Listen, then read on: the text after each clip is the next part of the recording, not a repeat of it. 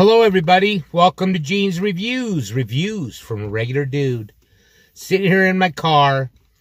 I want to thank everybody for sticking by me for so long. I had kind of a rough couple last months, but I'm back hopefully now.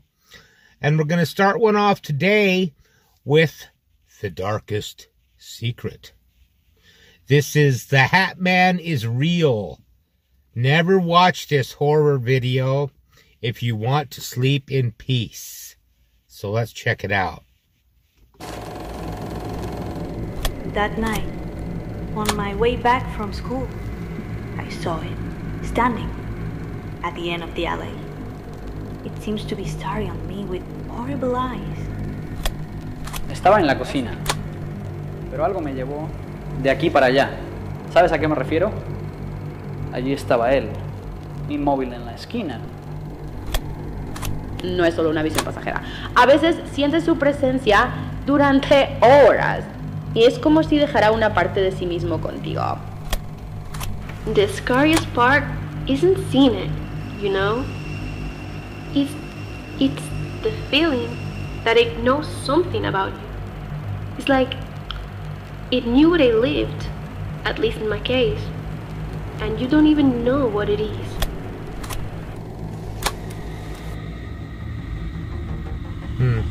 The paranormal is very difficult to study because you do not have the tools to repeat a phenomena and thus study it. But when something happens to many people and in different parts of the world, that is when you begin to suspect that that phenomena could be real.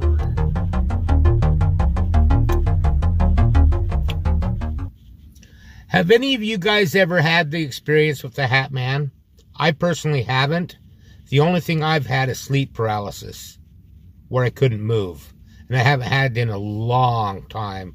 Probably 10 years, at least, since I've had that experience. But that's where you can't move or anything. But I have never seen a shadow or a Hat Man standing in my room or anything like that. The only thing that I have seen is just out of the corner of my eye. I caught the glimpse of a shadow one time in my kitchen when I was up late one night, and I turned and there was nothing there. But I swear there was. And I think it was just an old lady that lived in the house before we were there, because I never felt scared. Maybe you already know the Hat Man, the most known of all the shadows. An enigmatic and dark being who seems to not do anything. But for some people, he is there, as if stalking them. Tonight, I bring you the best evidence that speaks of its existence.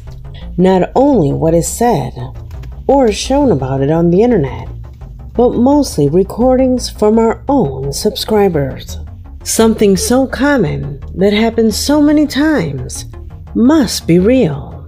My name is Leonore Clay, and this is The Darkest Secret. Today we present It's Real. Real recordings that captured the Hat Man. Cool.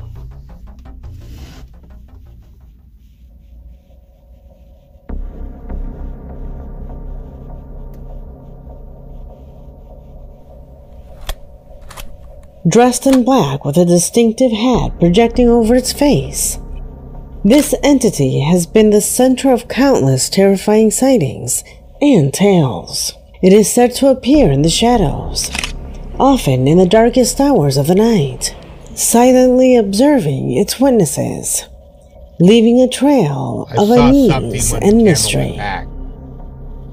Some talk about seeing it at the foot of their beds, others in the corners of dark rooms or in lonely hallways.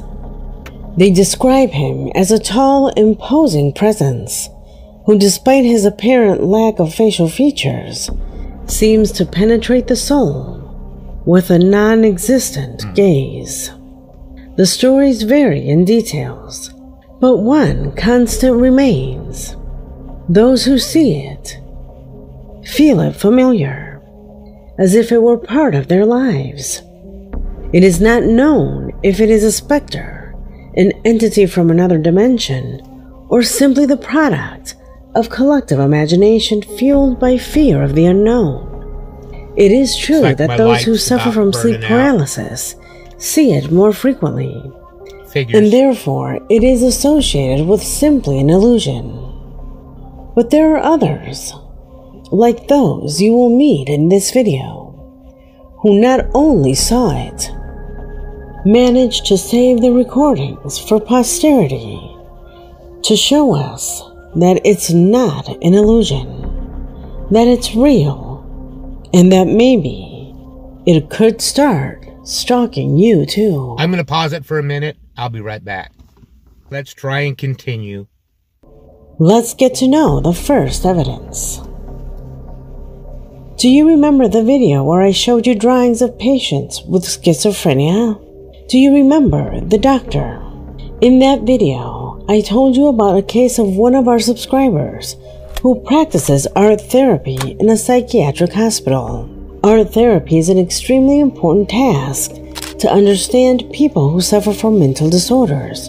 And on that occasion, our subscriber shared with me some disturbing drawings that his patients have made. And the strangest thing was that sometimes different patients saw the same entity.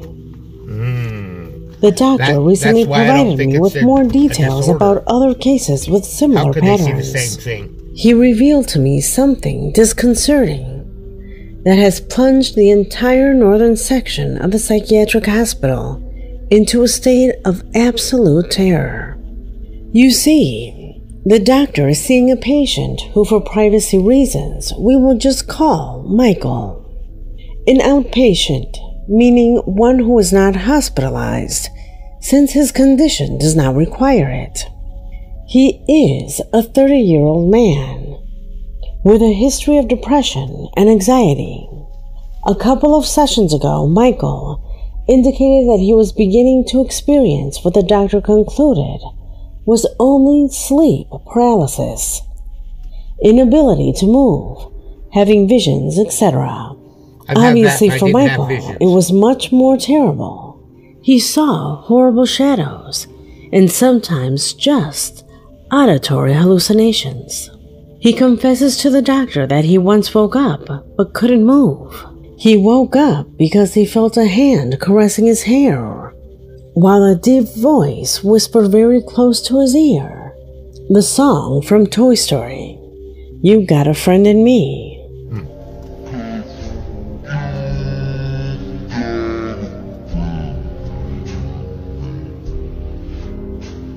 A horrible and slow version of the song, something extremely creepy, which is why Michael began to develop a phobia when sleeping and was avoiding it. He had not slept properly for 2 days, only in 10-minute intervals a few times a day, even though the doctor explained that he was trapped in a cycle where avoiding sleep caused him stress, more sleep paralysis, and also daytime visions. Michael did not relax until he was prescribed pills. That day he was prescribed antidepressants and anxiety medication, among other things. A week later, Michael arrived much more upset. He came with insomnia, generalized anxiety disorder, and delusional disorder, among others. It was then when the doctor performed his art therapy. According to what Michael told the doctor, the entity always appears with its back turned. It is huge, but he cannot enter his room until it disappears. It is there almost every night, threatening him not to go to bed. That would be horrible to have to live through. He believes that in the next sleep paralysis, this being will take him away. During the day, he usually appears facing him. It has a strange face, one that doesn't look like a face, with an eye where the mouth should be, and no nose, just a protuberance, and so on with a couple more photos. Just a thought, maybe instead of paranormal, it's extraterrestrial.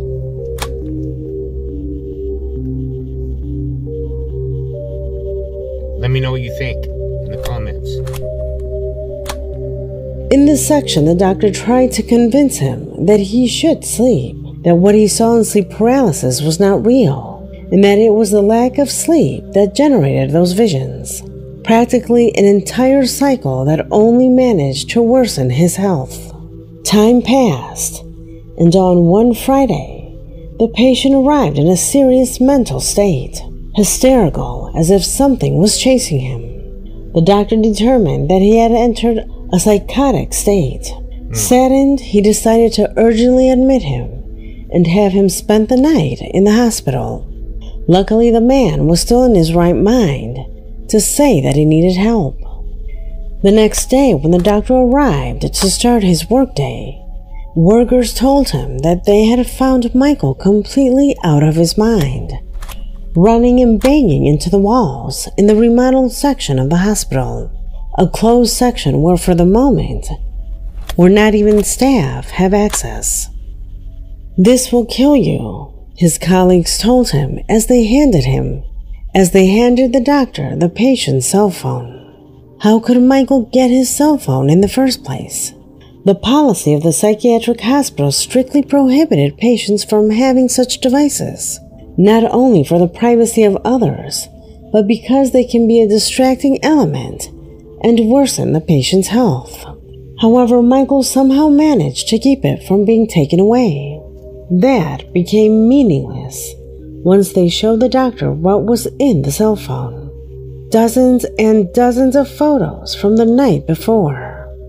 Photos like these.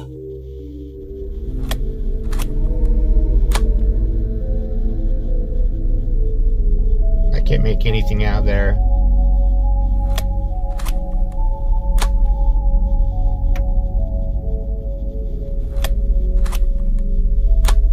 Well, I see something there in the end. Yeah, I see.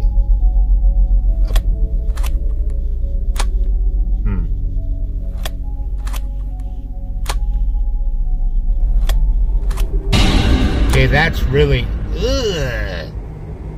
That was real chilling there.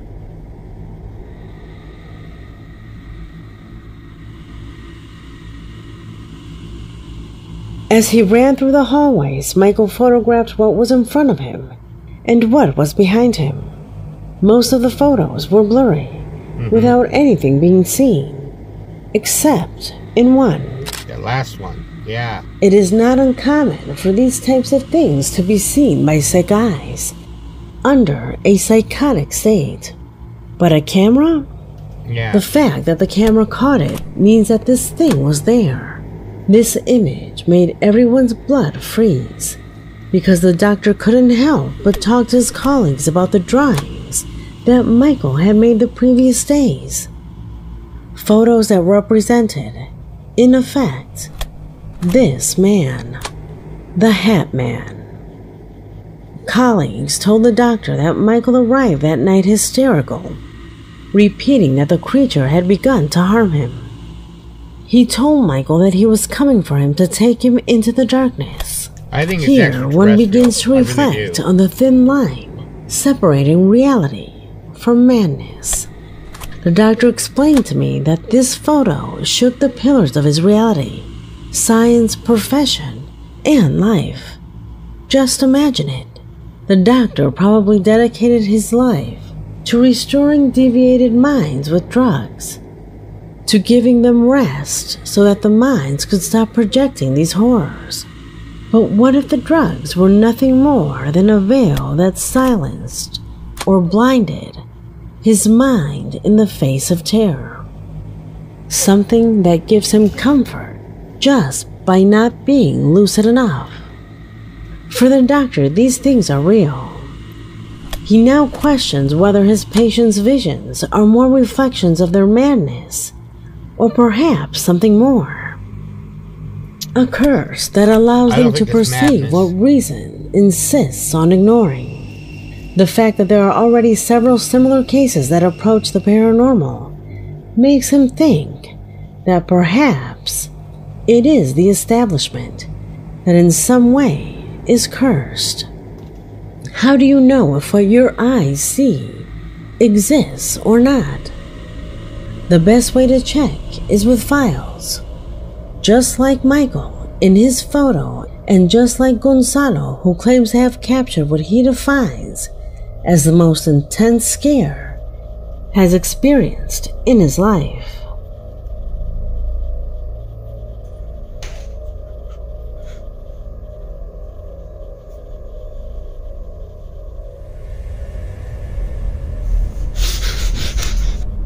Okay, show it again.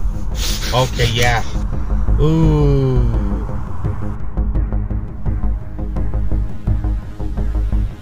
That's pretty creepy. I don't know how real that is, but that was creepy.